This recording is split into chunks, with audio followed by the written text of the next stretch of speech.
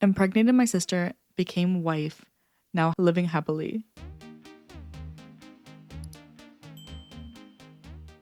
My sister and I have been intimate roughly 6 years, and she's been pregnant ever since our first time. We didn't learn. We F daily and completely were in love with each other. Recently, we've been exploring with options, and she's been getting more and more submissive. We are practically dating, and we love to be intimate any chance we get. Someone said, I know this is Reddit confessions, but what the F, honestly?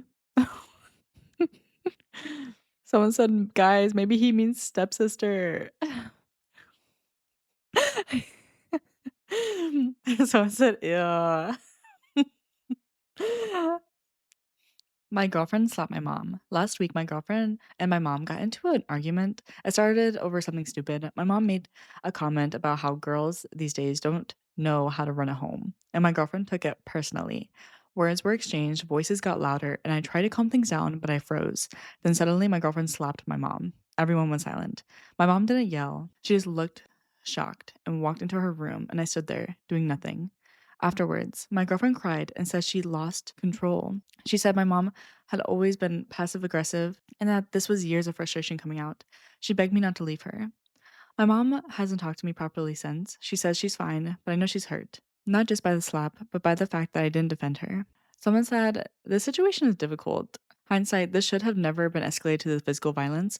Once it had, you should have said it with your mom and had your girlfriend leave. However, my mom, he's quoting, my mama made a comment about how these girls these days don't know how to run a home, and my girlfriend took it personally.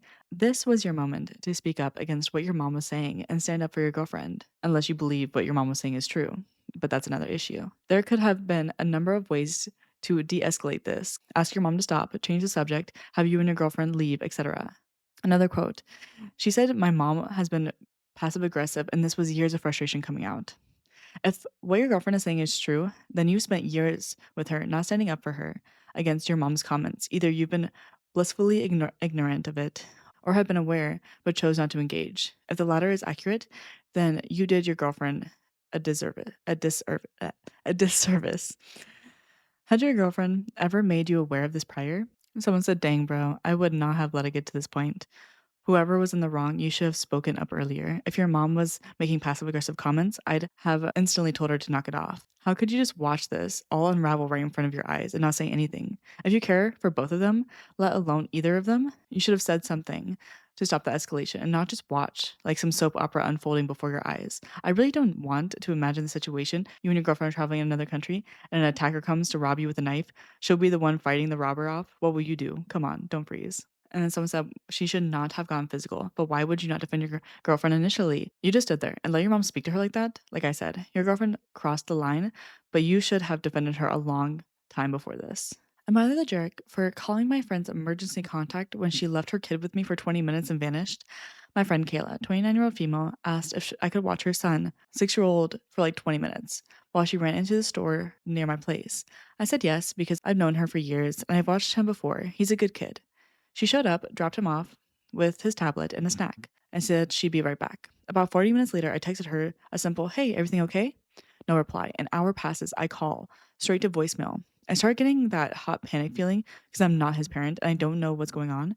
Her son starts asking, when is mommy coming back? And I'm trying to keep it like, soon, bud. While I'm also refreshing my phone like a maniac. I text it again, then again, still nothing. At the 2 hour mark, I'm honestly scared something happened, but I'm also pissed because this is not 20 minutes anymore. I also had plans later and I'd basically been volunteered into childcare with no end time. I finally looked at the little info card she once left in her bag. It has an emergency contact and stuff like that. I called the emergency contact, her older sister. I didn't call her to get in trouble. I called her because I don't know if Kayla was in her car accident or had passed out or what. Her sister answered immediately and sounded confused, then went quiet and said, wait, she told you 20 minutes? Apparently, Kayla had texted her earlier that she was going to look at a car with the guy she's been seeing and might be out for a while. So she used me as a free babysitter so she could go do this and just chose not to tell me. Her sister drove over and picked the kid up. And she was polite, but I could tell she was annoyed too. About 30 minutes after that, Kayla finally calls me furious, saying I embarrassed her and made her look like a bad mom. She said her phone died and she lost track of time. I asked her why she didn't plug it in or why she didn't just say she needed a couple of hours. She said because I would have said no. If she really needed this.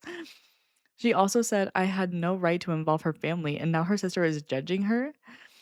I told her I'm not a drop off zone and I'm not comfortable being lied to about someone's kid. She's telling mutual friends I overreacted and that I'm dramatic for calling her sister instead of just waiting. Am I the jerk for calling the emergency contact when she disappeared? I'm that person. I feel like I am so nervous that something happened to my loved ones, but they're like, "Oh, I'll be back in an hour." I'm like, "Oh my gosh, it's been like an hour and 2 minutes." Someone said if she looked like a bad mom, it's because she's being a bad mom, not the a-hole. Someone else said she left her kid with someone and then let her phone die or turned it off. Either one is terrible. What if there was an actual emergency? Kids are not purses you're loaning out. You can't just dump them and forget about them. She looked like a bad parent because she was. Also, don't lie to people to get them to agree what you want because I needed this or any other reason that's selfish and irresponsible. There's no excuse for her behavior and she knows it. I feel bad for the kid. Yeah, it's unfortunate. Am I the a-hole for peeing in the shower? This is as straightforward as it gets. My girlfriend does not like it when I pee in the shower. She says it's disgusting and doesn't want to step on it. I try to explain to her that I make sure to let the running water, and soap wash it all away, but she wouldn't have it. In my personal opinion, it's nonsense to get out of the shower when the urge overcomes you. I would make the entire floor wet to skedaddle over to the toilet and waste gallons of water to flush. I tried asking my friends and they told me it's normal, but I fear they're biased due to their dislike for my girlfriend. I'm aware that this problem is mundane and not entertaining like the other posts here, but I would appreciate feedback. There's 5 edits. Edit 1. A comment told me to add in the post that I have chronic UTIs. It hurts a little when I hold it in, and I get the urge to pee often. Edit 2. I lather entire floor with shampoo and soap before I rinse it off in the shower head, then dry everything with a towel afterwards when I step out. Edit 3. She found out I do it because she saw a guy pee in the shower in a movie. She jokingly asked me if I pee in the shower too, and I said yes, and she got very upset. She never knew in the last 2 years we dated. Edit 4. I shower alone, never pee when I'm in the shower with her. Edit 5. Final conclusion. The vast majority of the comments say not the a-hole. I do see it now. I understand some people find it gross, and it's okay to find it gross, but I will not accommodate my girlfriend. Because the comments helped me realize it's not an issue with hygiene, but control. She's a hypocrite.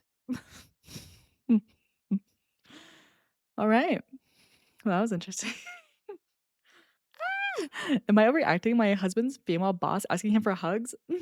She's always been a bit over friendly, in my opinion, the way she speaks to him. And he's always told me that that's just how she talks and jokes. The most recent thing was give me a hug next time you're in the office, and I'll insert something work related here for you.